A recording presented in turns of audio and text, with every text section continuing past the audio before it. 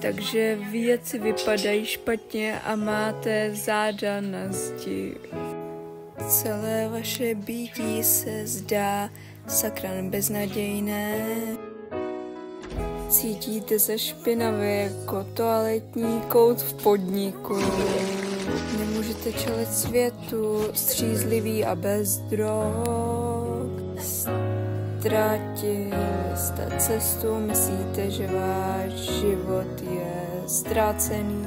No nechť mi dovolíte říct, že máte pravdu. Počkej, cože?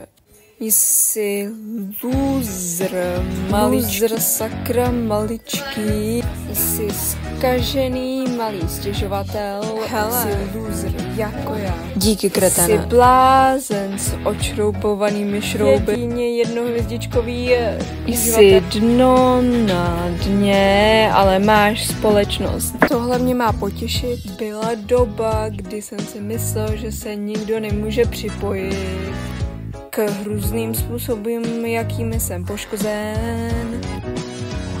Ale když se necháme stěny dolů, může to někdy narovnat. Žijeme všichni ve stejné sračce. Prodal jsem svou duši psychopatickému stvoření a myslíš, že to dělá tebe unikátní?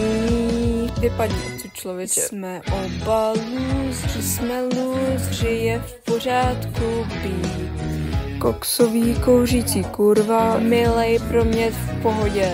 Jsem loser, zlatičko, jsem nablbnout a hlupak, ale aspoň vím, že nejsem sám. Jsi loser jako já.